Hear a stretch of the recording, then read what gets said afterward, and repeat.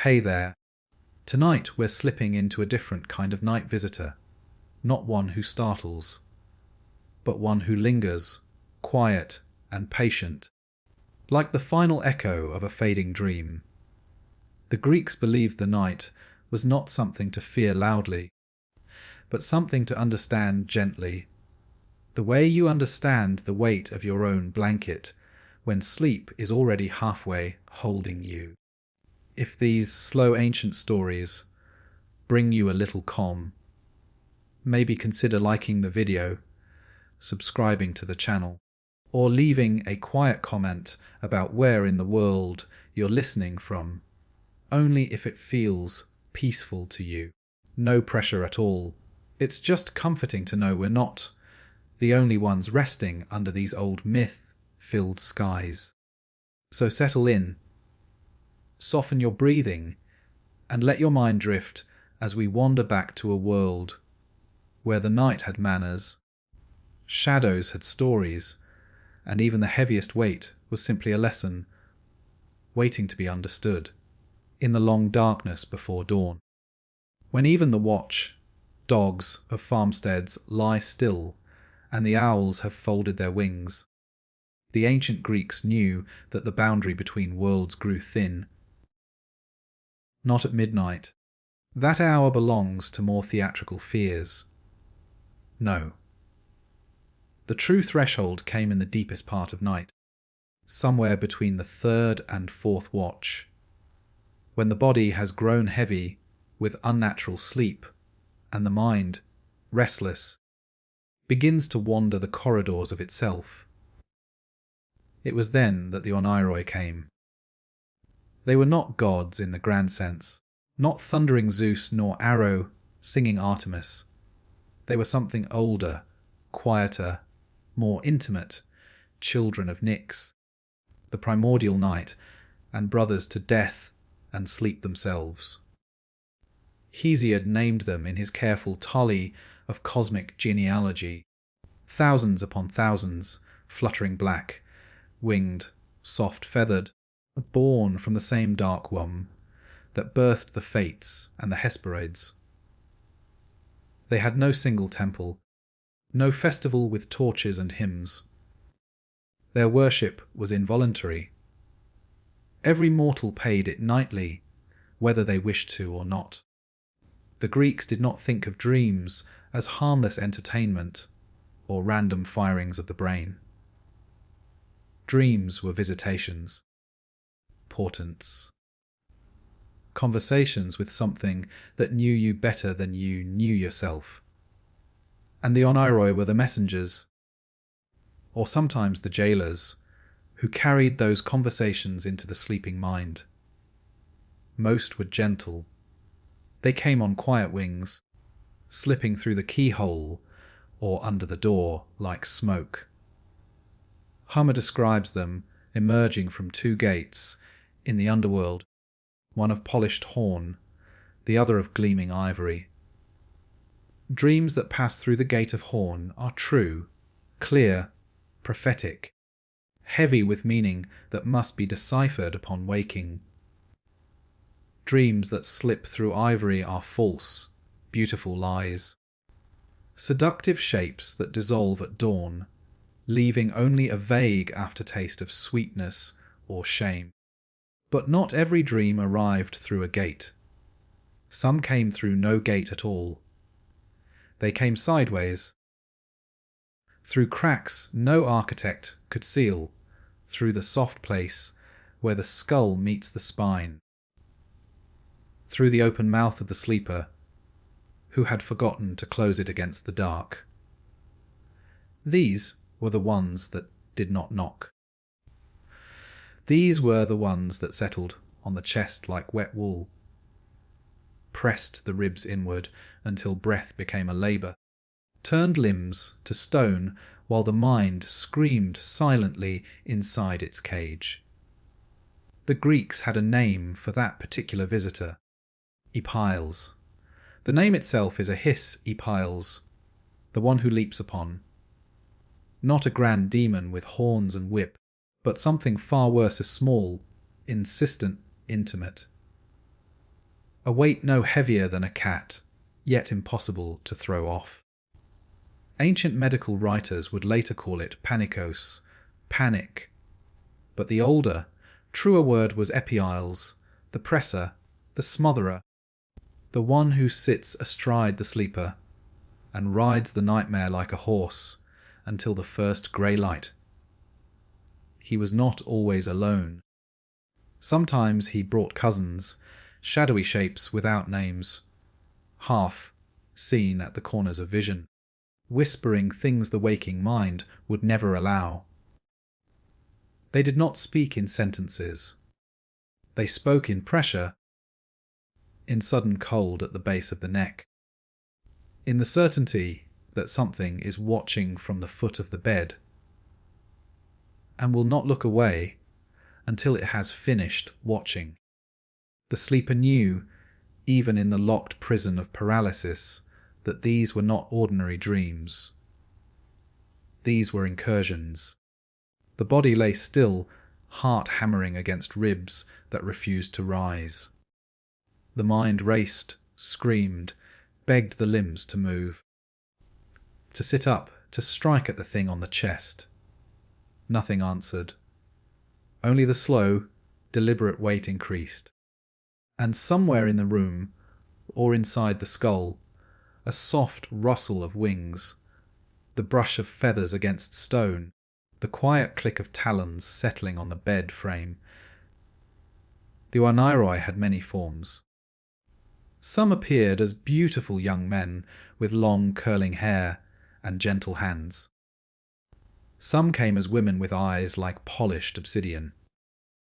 Some came as animals, black dogs with human faces, white horses whose breath smelled of iron, snakes that coiled around wrists and ankles without biting. But epiiles rarely bothered with form. He was pressure. He was suffocation. He was the moment when the dreamer realizes the dream is not going to end politely at dawn. And yet, even in terror, there was structure. The Greeks believed these visitations followed rules. Certain offerings could keep epiiles away.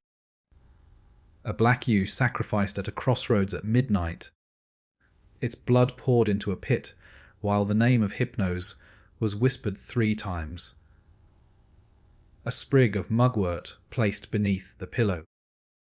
A small bronze figure of a rooster, sacred to the sun and therefore hostile to night spirits, set on the windowsill. Most importantly, never sleep on your back. The supine position invited the presser. Side, sleeping, especially with the left side down, was said to let the spirit slide off more easily. It rarely worked, because epiiles did not come because he was summoned. He came because the sleeper had left the door open. Not a physical door, the door of the mind. The Greeks understood that sleep is not simply rest. It is a temporary death. The soul, or some part of it, leaves the body and wanders. While it wanders, the body lies undefended. The unhurried know this. They wait for the moment when the soul is farthest away, when the tether between mind and flesh is stretched thinnest. Then they step through, and epiiles waits longest of all. He does not need beauty or terror to make his entrance. He needs only weight. Weight enough to remind the sleeper, even as panic floods every nerve, that the body is a borrowed thing. That breath is loaned. That movement is permitted only until it is not.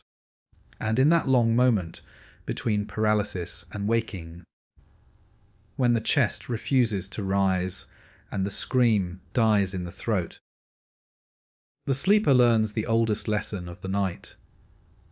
Some visitors do not knock. Some doors were never meant to be closed. And some waits, once they have settled, do not leave until they are finished with you. The Greeks never imagined dreams arriving by accident. every night. When the body surrendered to hypnose and the soul drifted free of its heavy mooring. But two doorways stood waiting in the sunless country, beyond the western ocean. Homer described them with the calm precision of someone who had seen both gates open and close. One was fashioned of gleaming ivory, smooth, pale, almost luminous in the dark. Through this gate passed the dreams that flatter and deceive. They wore beautiful shapes. Lost lovers returning with open arms, enemies falling without a fight, harvests ripening without drought or locust. They spoke in honeyed voices, promising futures that felt so real the sleeper could taste the wine and smell the myrrh. Yet when dawn touched the eastern rim and the eyelids fluttered, these visitors dissolved like mist. Nothing remained but a vague sweetness on the tongue, a lingering warmth in the chest, and, sometimes, the slow, sickening realization that the joy had never been earned. The other gate was made of polished horn. Its surface was translucent yet hard, veined like the finest amber, catching and bending the faint starlight that filtered down into the underworld. Dreams that stepped through horn were true, not always kind, rarely comforting, but accurate. They arrived without ornament. A battlefield already red with tomorrow's blood, a child's face grown old overnight, a ship's mast cracking in a storm that had not yet risen. These visions left no afterglow of pleasure. They left weight. The sleeper woke with the taste of iron in the mouth, the memory of cold stone under bare feet, the certainty that something irrevocable had been shown and could not now be unseen. Mortals had no say in which gate would open on any given night. The choice belonged to the onhurried themselves. Most of the dream, brothers were polite, or at least indifferent. They filed through whichever portal the moment called for, delivering their messages and departing without lingering. A farmer might receive an ivory dream of golden wheat that never grew. A general might wake from a horn dream with the exact layout of tomorrow's ambush already mapped in his mind. Both were accepted as part of the night's contract. Sleep was not refuge, it was embassy. The soul went abroad, received dispatches and returned, sometimes wiser, sometimes merely bruised. But there were always exceptions. Some onhurried refused both gates. They did not wait for ivory or horn. They found other ways in, but through the crack beneath the door, the open mouth of the snorer, the unguarded fontanelle of a child still soft at the crown. These were the ones who did not carry messages so much as burdens. They settled first on the chest, then deeper, into the diaphragm, into the throat, into the place where breath turns to panic when it cannot find exit. The sleeper felt them arrive, not as vision, but as pressure. A weight no heavier than a folded cloak, yet impossible to lift, arms pinned, legs locked, lungs refusing to expand beyond the shallowest sip. The Greeks called this state epilepticus, the pressing. Later medical writers would speak of it as paralysis of sleep, but the older term was more honest. Epiales had come. He was not beautiful like some of his brothers. He did not arrive with wings of midnight blue or a face that could pass for mortal. He was shadow made tactile, a density, a smothering that knew exactly how much air to allow, just enough to keep the heart racing, never enough to let the scream escape. His presence was announced not by sound, but by silence. The sudden cessation of cricket, song outside the window, the way the lamp flames stopped flickering and stood unnaturally still, the abrupt knowledge that the room, once familiar, had become slightly too small. The sleeper knew, even as terror flooded every nerve, that this was not random cruelty. Epiles had rules. He came most often to those who had left something unresolved before lying down, a vow unkept, a name spoken in anger and never retracted, a door left unbarred, a prayer begun and never finished. He was drawn to loose threads. The mind that went to sleep, still clutching at the day's unfinished business, was the mind most vulnerable to his weight, and he did not come alone. Behind him, or perhaps inside him, moved the lesser night, spirits, nameless shapes that brushed the edges of vision, whispered single syllables that were never quite words, pressed cold fingers against the soles of feet that could not kick.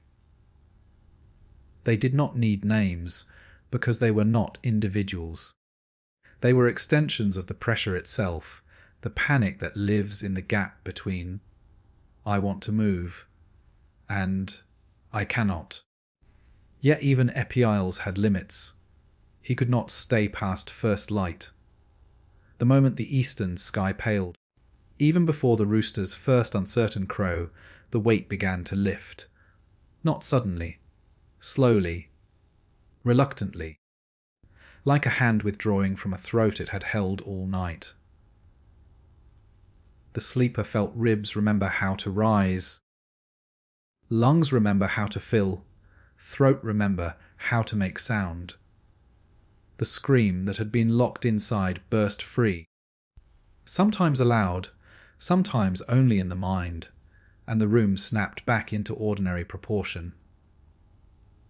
But the memory remained, not as a clear picture, as sensation, as the ghost of pressure that could return the next night, or the next, whenever the sleeper again forgot to close every door before lying down. The Greeks understood this. They did not call it illness. They called it visitation. They did not seek to banish it with medicine alone. They sought to negotiate. A black ewe at the crossroads, a sprig of mugwort under the pillow, a bronze rooster on the sill, and always, always, the habit of sleeping on the side, never on the back, never inviting the presser to mount, because they knew. Some nights the gate of horn opens, some nights the gate of ivory opens, and some nights no gate opens at all. Some nights something simply steps through the place where the sleeper forgot to set a guard, and waits until the sleeper remembers, in the locked cage of their own ribs, that sleep is never entirely safe. The moment of greatest danger was never the arrival of Epiles. It was the instant that followed, the instant when the sleeper understood, with perfect crystalline clarity, that the body no longer answered. The Greeks called this state nyctal sis, night, binding, though the word itself was rarely spoken aloud. To name it too often was to invite it. Better to refer to it sideways. The heavy one came again, or the chest remembers last night, or simply depressed. Everyone knew what meant. No further explanation was required. The body lay supine, almost always supine. No matter how carefully the sleeper had arranged the bedding on their side before closing their eyes. Somehow, in the drift toward unconsciousness, the position had shifted. Back flat against the woven mat or straw pallet, arms usually at the sides or slightly raised, legs straight. chin tilted just enough to open the airway, and to offer the throat to whatever wished to settle there. Then the weight arrives, not sudden, not crashing, gradual, like wet snow accumulating on a roof until the timbers groan. First a tightness across the diaphragm, then a reluctance in the ribs. Then the certainty that the next breath will be shallower than the last. By the time the sleeper registers the change, the chest is already committed to stillness. Lungs demand more air, the ribs refuse to lift. The heart races to compensate. Thud, thud, thud against bone that will not yield, and panic blooms in the mind like ink dropped in water. The eyes are usually open, not wide, not frantic, merely open, because the sleeper has sensed something amiss and tried to look around. But the eyelids, too, are heavy. They rise halfway and stay there, trembling at the effort. Through the narrow slit the room is visible, exactly as it was when sleep took hold, the same clay lamp, the same loom in the corner, the same shapes of family sleeping nearby. Yet everything is wrong. The lamp flame stands unnaturally still. The shadows do not flicker. The breathing of the sleepers beside them is too regular, too quiet, as though someone has pressed a finger to every throat in the room. And then the sense of being watched, not from across the room, not from the doorway, from above, from directly above the face. Something is there, not heavy enough to be a body, not light enough to be imagination. It has no face, or perhaps it has too many. The sleeper can never quite focus. Peripheral vision registers movement, a shifting of darkness at the edges, but when the trapped eyes try to track it, nothing is there. Only pressure. Only the slow, deliberate increase of weight across sternum and throat. The sleeper tries to call out. The throat works. The diaphragm contracts. Air moves, but no sound emerges. The scream is formed perfectly in the mind, loud, desperate, shaped around every childhood fear and every adult shame, yet it dies at the vocal cords. The mouth opens, the tongue stirs. No more than a thin wheeze escapes. Sometimes not even that. Just the whistle of air forced through a narrowing passage. Panic becomes terror, becomes something colder, certainty. This is not a dream that will end when the sleeper wakes up. This is the state in which waking has already happened, and nothing has changed. The Greeks believed epials could be bargained with, but only if the sleeper remembered the rules in time. First rule: do not fight the weight. Struggle feeds it. Every frantic attempt to lift an arm, to roll the torso, to kick the legs only tightens the coils. Better to go limp, utterly limp, and let the mind retreat to a small, safe place behind the eyes. Second rule: count the breaths, even the shallow ones. Counting gives the soul something to hold. 1, 2, 3. The numbers are real when nothing else is. Third rule: remember the name of sleep himself. Hypnos, brother of Epiales, father of the Oneiroi. To whisper his name, even silently, is to remind the presser that he is only a guest in the house of his elder brother. Hypnos does not like his rest disturbed by lesser kin making too much commotion. Most importantly, never look directly at the thing above you.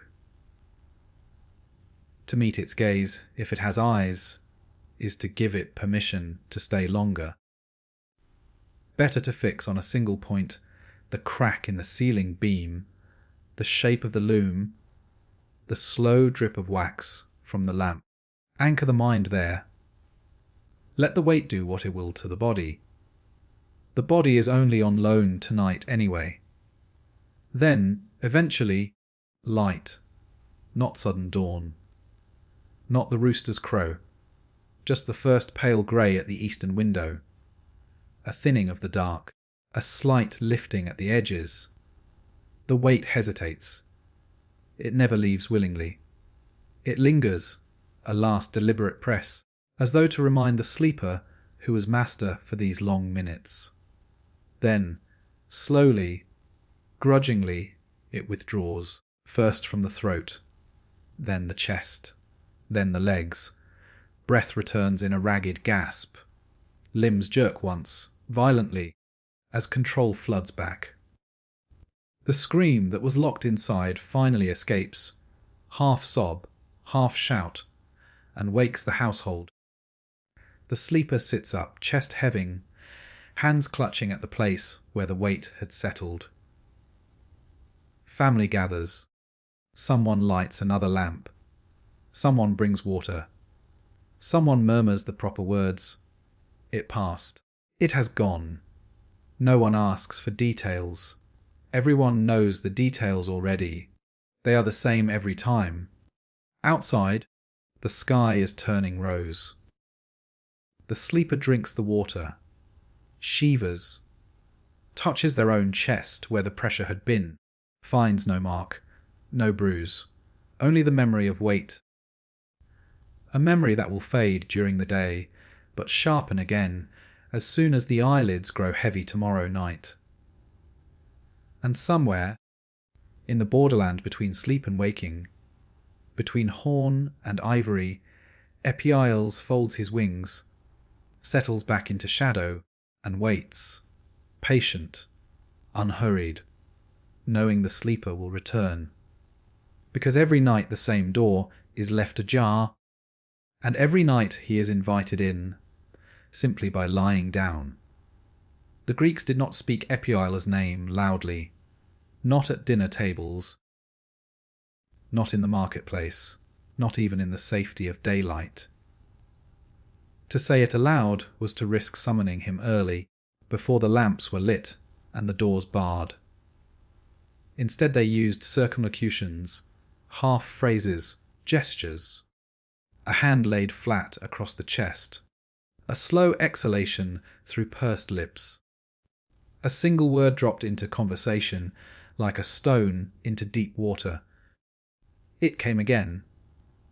Everyone at the table understood. Heads would nod. Eyes would drop to plates.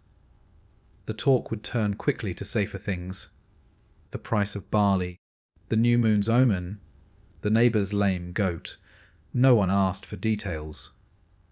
Details were private. Details belonged to the dark. Yet in the hours after midnight, when sleep had already taken half the household, and the other half lay rigid waiting for dawn, the names came anyway. They were whispered, barely voiced, into the crook of an elbow, into the pillow, into the small space between mattress and wall where no one else could hear. Mothers murmured them to feverish children. Husbands breathed them to wives who woke gasping. Old women crooned them like lullabies in reverse, not to soothe, but to ward.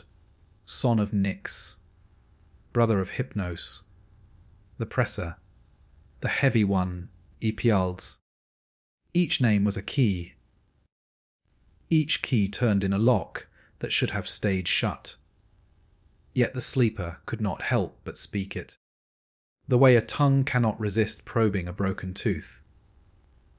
Saying the name was part confession, part plea, part desperate attempt to make the thing real enough to bargain with. Because Epiales could be bargained with. Not easily, not reliably. But the old women who kept the household, cults knew certain formulas. They were never written down. Writing gave them power over the speaker rather than over the spirit. but they were taught mouth to ear, generation to generation, always in the dark. The simplest rite required only 3 things: a black thread, a bronze needle, and absolute quiet. When the weight came, when the chest refused to rise, and the scream died unborn, the sleeper must begin the thread work without hesitation. No fumbling, no panic. The needle must be threaded in darkness. The black wool pulled through with steady fingers, and 9 small stitches made into the hem of the sleeper's garment. Always 9, never more, never less. With each stitch a single word was breathed, not spoken aloud, only shaped on the lips. 1. Hypnos. 2. Let go. 3. Brother. 4. Release. 5. Wait. 6. Lift. 7. Dawn. 8. Light. 9. Gone. The stitches did not need to be beautiful. They needed only to be finished before the 10th breath that would otherwise never come. When the 9th stitch was knotted, always knotted, never cut, the sleeper must then place the threaded needle beneath the pillow, point facing outward, and whisper once more, "Epioles you have pressed. Now pass." If the rite was done correctly, if no sound had escaped, if the stitches were even, if the needle pointed away from the heart, the weight would hesitate. It would linger a moment longer than usual, as though considering whether to honour the bargain. Then, slowly, grudgingly, it would slide sideways, off the chest, across the ribs, down the side of the pallet, and into the floorboards, where the shadows were deepest. The sleeper would feel the sudden return of breath like cold water poured over fevered skin. Limbs would unlock. Eyes would close and open again, this time under their own command. But the rite was never certain. Sometimes the stitches were hurried. Sometimes the needle slipped. Sometimes the sleeper, in blind panic, spoke a name aloud instead of breathing it. Then Epioles stayed. Not forever, never forever, but longer than the body could endure without breaking. There were stories told in low voices around winter hearths of men and women found cold at dawn, eyes wide, mouths open in a scream that had never found air, chests unmarked yet crushed inward, as though by a stone no one could lift. These were the ones who had named him too loudly, or offered the wrong thread, or forgotten the 9th knot, or, worst of all, looked directly upward when the weight first settled, meeting whatever passed for eyes in that darkness. To look was to invite permanence. To speak was to invite return. To struggle was to feed him. The only true defense was acceptance, utter, terrifying acceptance. Let the weight come. Let it press. Let it stay until it was satisfied. Fight nothing. Name nothing.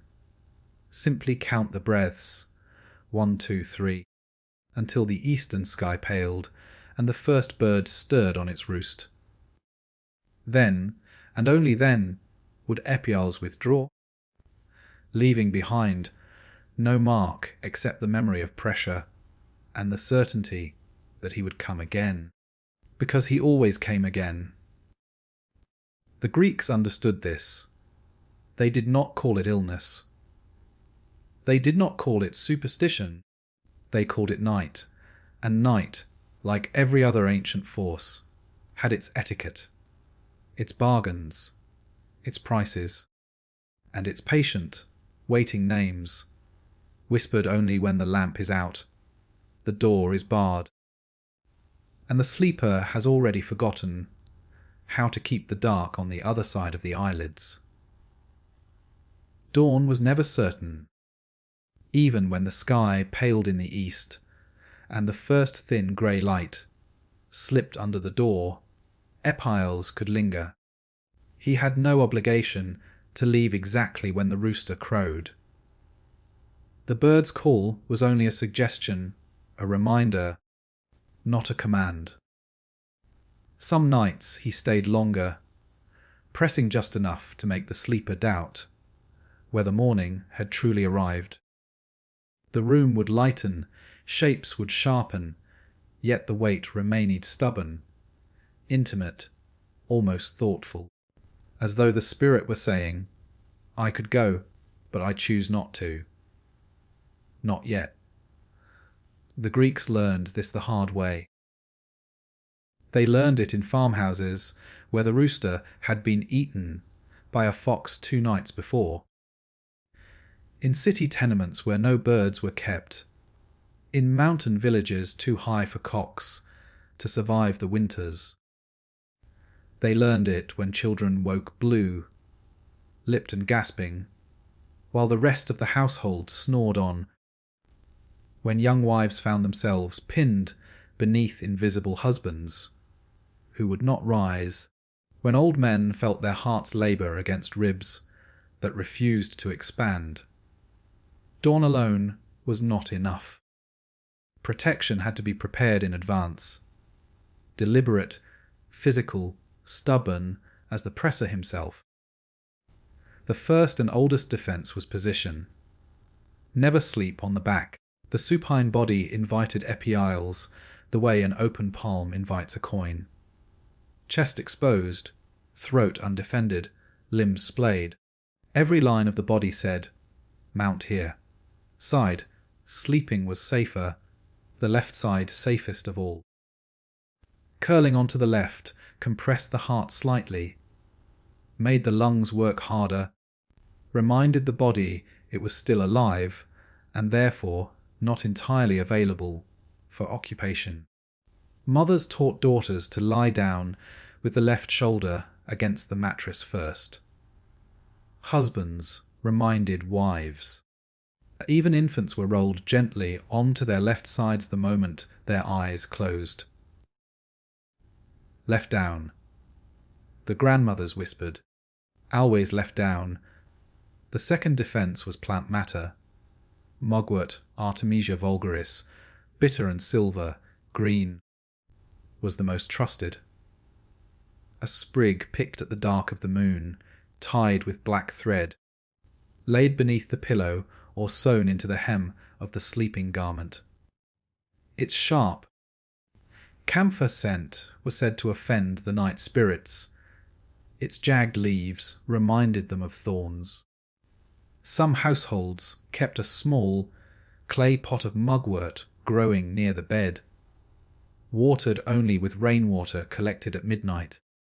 When a sleeper woke trembling, they were told to crush a leaf between finger and thumb and breathe the oil directly, a sharp, medicinal slap that could drive lingering pressure from the lungs faster than any prayer. The third defence was bronze. Roosters were sacred to Helios and, by extension, hostile to anything that thrived in darkness. A small bronze figure of a cock, no larger than a thumb, set on the windowsill or hung above the bed on red cord, was thought to keep Epiales at a distance.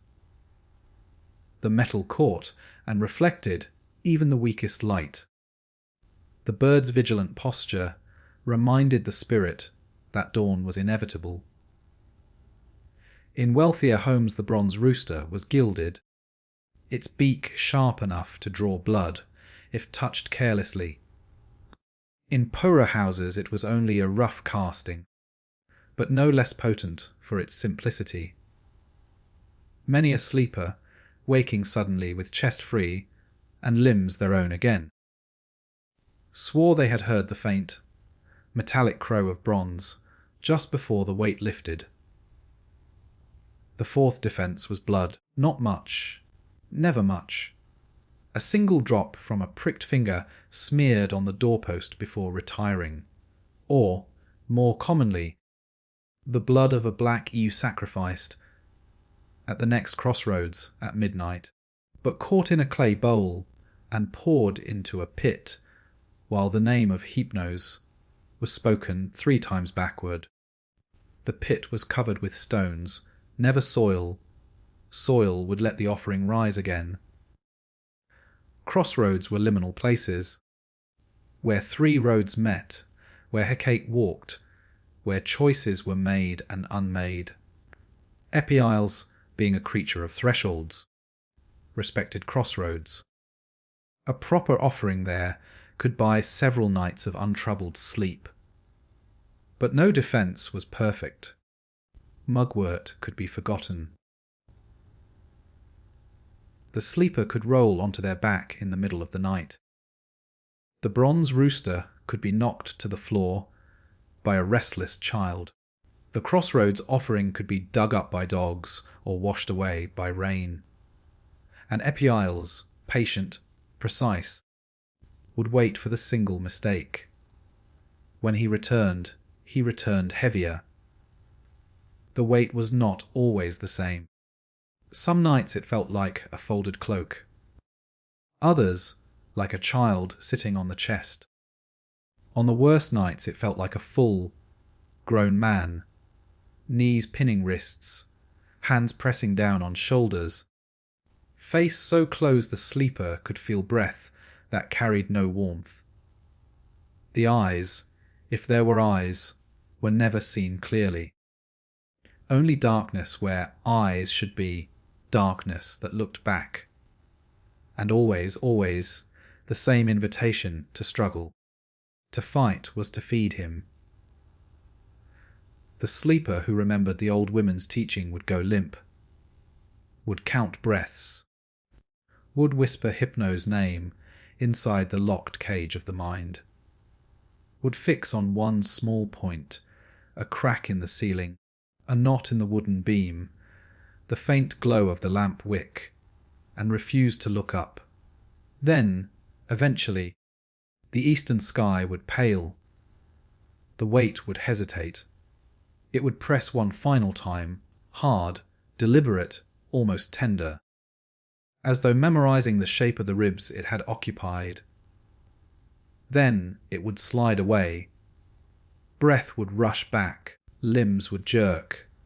A sound, half sob, half gasp would escape, and the sleeper would sit up, trembling, alive, knowing that the bargain had been kept for one more night, but knowing also that tomorrow night the same doors would stand open. The same weight would wait, and the same whispered names would rise again, soft, reluctant, inevitable, into the listening dark. The worst nights were never the ones that ended in gasping relief. They were the ones that refused to end at all. Epeiles could leave the body, the weight would lift, breath would flood back, limbs would remember movement. Yet the dream he carried would remain, not as memory, as residue, a sticky film across the mind that no amount of daylight could quite scrub away. The sleeper rose, splashed water on their face, spoke to family, ate bread and olives, walked beneath the sun, and still felt it, a pressure behind the eyes, a tightness under the breastbone. The certainty that something had followed them out of sleep, and was now sitting quietly in the corner of every room they entered. The Greeks called these lingering visitations onirata hypermon, for dreams that endure. They were rarer than ordinary nightmares, more stubborn than prophecy. A horn dream might foretell a battle or a death, and then fade cleanly at sunrise. An ivory dream might leave behind only a pleasant ache for something that never was. But an Epeiles dream clung. It did not shout.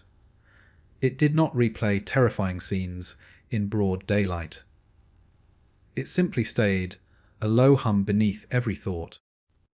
a slight hesitation before every breath, the faint but unmistakable sense that the room is never quite empty. Children were most vulnerable. A boy of 8 in a fishing village near Corinth woke one winter morning, unable to look at the sea. He had dreamed, or been dreamed, of drowning slowly beneath black water, while something held his ankles from below. When he woke, the pressure was gone from his chest, but the sea had changed. Its surface, once friendly and glittering, now felt like a lid. He refused to go near the water. When his father tried to carry him to the boat, he screamed until his voice cracked. The father, who had known Epiiles himself as a youth, did not force the matter. Instead, he took the boy to the old woman who kept the mugwort pots and the bronze rooster. She listened without interruption, then laid one finger across the child's lips, not to silence him, but to remind him of the gesture that had once protected him in sleep. Say nothing of the dream. She told the father, let him carry it in silence. Words will only feed it. The boy never spoke of the water again, but for 3 winters he slept with his left side down, a sprig of mugwort sewn into his tunic, and a small bronze fish, not a rooster, tied around his neck. The fish was his own idea. He had carved it himself from driftwood and begged his mother to find someone who could cast it in metal. When the bronze fish hung against his chest, he slept without pressure. The dream never returned. But even years later, as a grown man casting nets far from shore, he would sometimes pause mid-haul, look down at the black water, and feel the ghost of fingers around his ankles. Not strong enough to pull, only strong enough to remind. Adults carried their own versions. A woman in Thebes who had lost a child to fever woke one morning certain that the dead girl was still in the room, not as ghost, not as vision, as weight.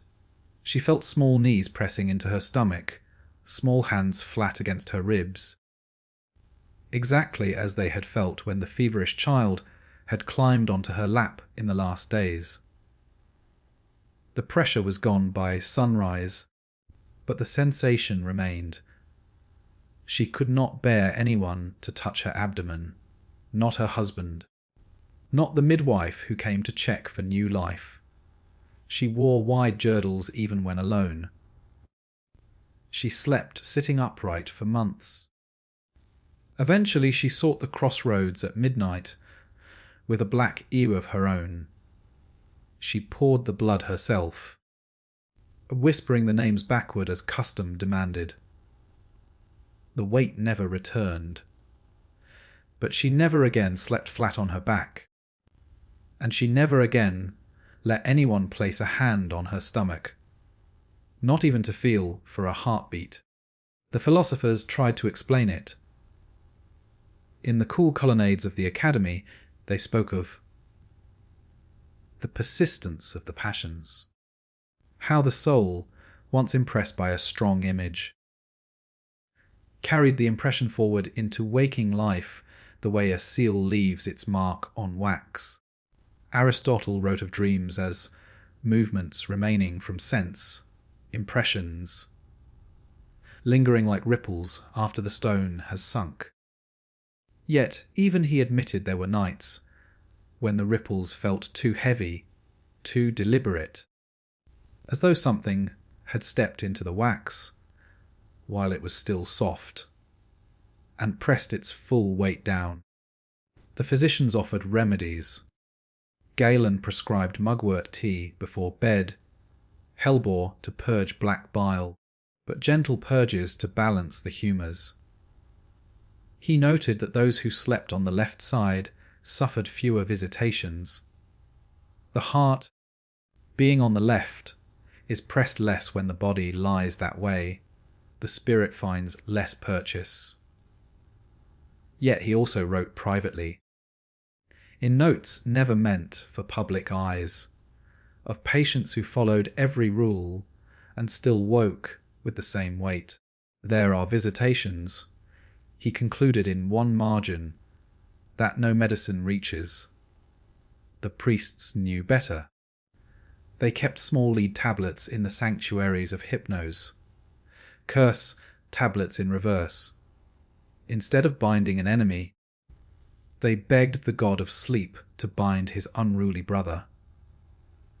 The tablets were inscribed with the sleeper's name, the date, and a single plea: Hypnos, Lord of Quiet, hold back your kinsman. Let him press elsewhere.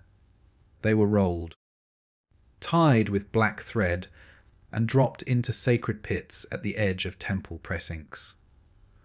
No one ever dug them up. They were not meant to be recovered. They were offerings to the dark, payment in advance for nights yet to come. And still epials came, not every night, not to every house, but often enough that every Greek child grew up knowing the posture, the sprig, the bronze bird, the whispered names. They learned to sleep on their left side before they learned to count. They learned to keep mugwort near the bed before they learned their letters. They learned, most importantly, that some nights the mind opens its doors and something walks through without asking permission. And on those nights, the only true defense was endurance. Let it press. Let it stay. Let it finish what it came to do. Because morning would come, eventually, and when it did, the sleeper would rise, breathe deeply, touch their chest where the weight had been, and go about the day carrying the memory like a second skin, a skin no one else could see, a skin that remembered exactly how heavy the dark could become, and how patient it was willing to be. There were people who woke from epials, embrace, and simply changed, not dramatically, not with public weeping or sudden pilgrimage or vows of chastity. Quietly, irreversibly, they rose at dawn like everyone else, folded the blanket, poured water into the basin, greeted family with the same murmured words. Yet something had shifted so deeply inside the architecture of their soul that the old way of being could no longer quite fit. A potter in a village near Mycenae had been visited 3 times in the same winter. Each time the weight settled heavier. Each time he counted breaths until the rooster's call released him. After the 3rd night, he never again slept flat. He built a low wooden frame angled, so that even if he rolled in the night, his body would slide back onto the left side. He kept mugwort in every corner of the house, not just under the pillow, but tied to the rafters, sewn into the hems of every garment, crushed into the clay he worked. His pots began to carry a faint green tint from the powdered leaves mixed into the slip. Customers noticed. They asked why. He only smiled and touched his chest once, the universal gesture for the heavy one came. No one pressed further. His pots sold well. People said they felt safe to drink from. He never explained. He never needed to. A young woman in Lesbos, newly married, woke one morning unable to bear anyone standing behind her. Not her husband. Not her mother-in-law. Not even the shadow of a tree falling across her back. She would flinch, spin around, hand already at her throat as though expecting fingers there. The husband, patient, frightened. Ask the old midwife what to do.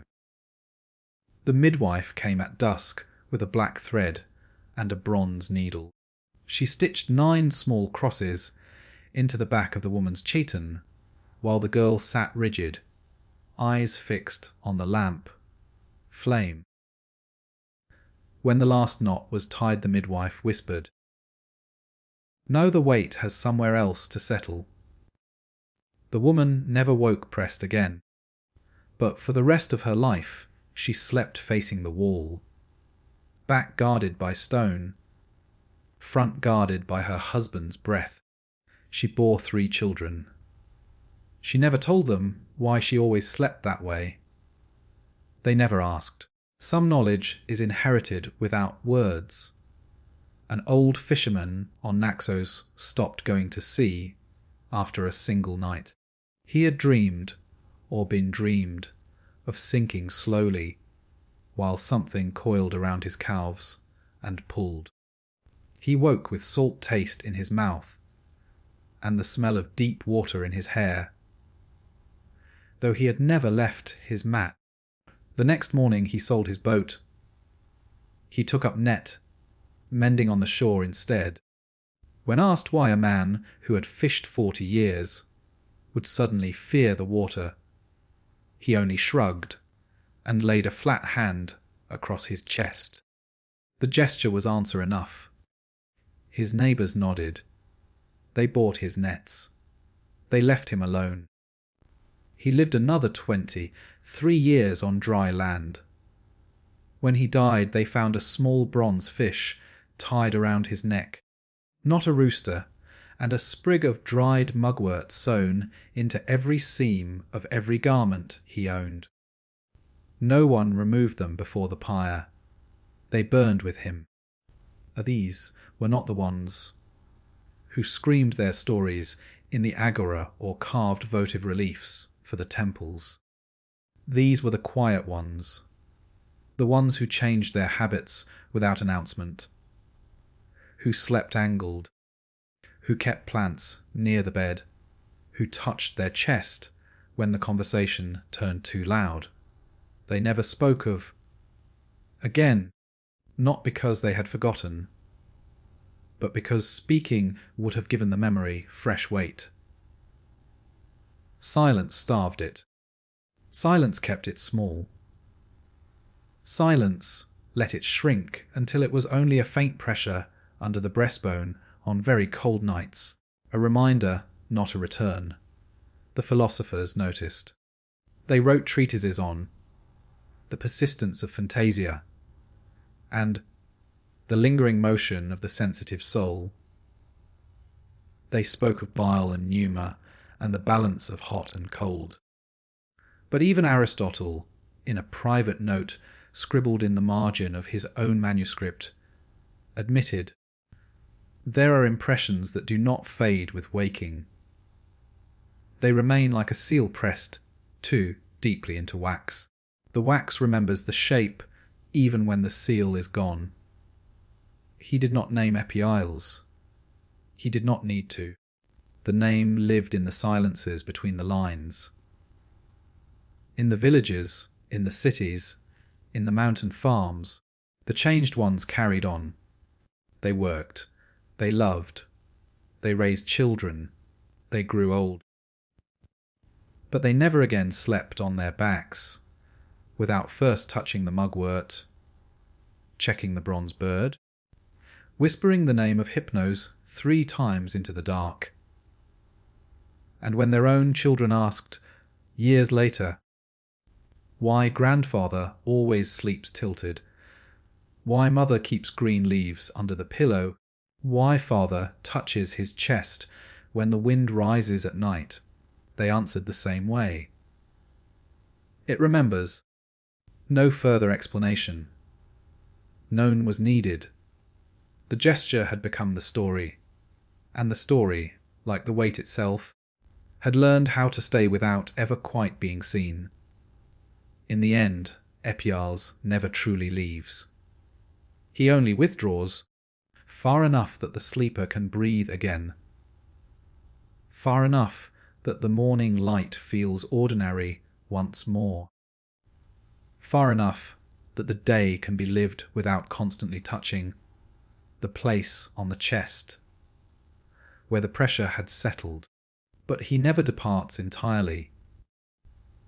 He lingers in the architecture of the body, in the slight hesitation before lying down at night, in the unconscious habit of rolling to the left side, in the small bronze rooster that still sits on the sill, even though the children are grown and the grandchildren laugh at grandfather's old bird.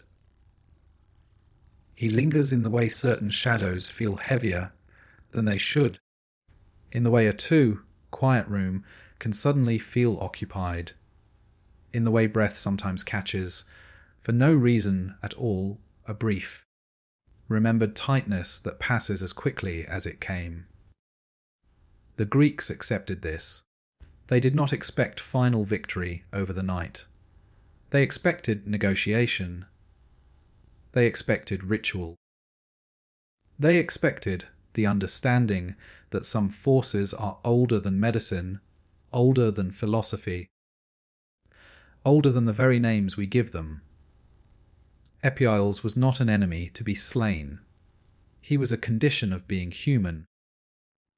The price paid for having a mind that could wander free while the body lay helpless.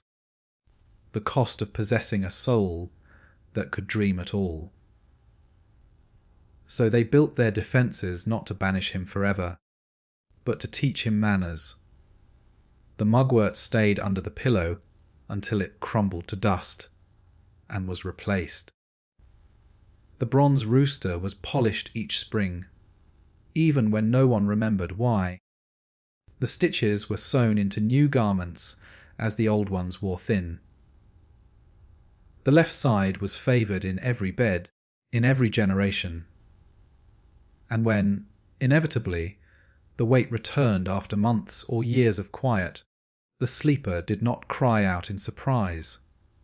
They simply sighed, laid one hand flat across their chest, counted the breaths, 1, 2, 3, and waited. Because waiting was the final right. Waiting without panic. Waiting without naming. Waiting with the calm certainty that dawn would come. Not because it had been commanded, but because it always had. And when it did come, pale at first, then rose, then gold, the weight would lift. Not grudgingly this time. Almost gently. As though Epieles, having pressed long enough to remind the sleeper of his presence, had decided, for tonight at least, that the lesson was complete. The sleeper would sit up slowly. They would touch the place on their chest where the pressure had been. They would find no mark. They would rise, pour water, greet the day. They would carry the memory like an old scar, tender when pressed, but no longer bleeding. And somewhere, in the borderland between horn and ivory, between waking and dreaming, Epieles would fold himself back into shadow, not defeated, not banished, only waiting, patient, unhurried, knowing the door would open again. Because every night the same invitation is issued simply by closing the eyes. And every night he accepts, quietly, inevitably, without ever needing to ask permission. Yet the sleeper, wiser now, quieter now, no longer fears the visit quite so much. Because they have learned the oldest secret of all. The weight is never the terror. The terror is believing you are alone beneath it. But you are never alone. Hypnos is there. The gentle brother, holding the edges of the night so it does not tear. The oniroi are there, fluttering just beyond sight, carrying messages you may or may not wish to hear. And Epieles is there, not as punishment, but as reminder. Reminder that the body is fragile. That breath is loaned. That sleep is a country with its own borders and its own border guards. So when the weight settles once more, months later, years later, the sleeper does not fight. They breathe, they count, they wait, and when the sky finally lightens and the pressure slides away, they rise without haste. They touch their chest once, gently, in acknowledgement.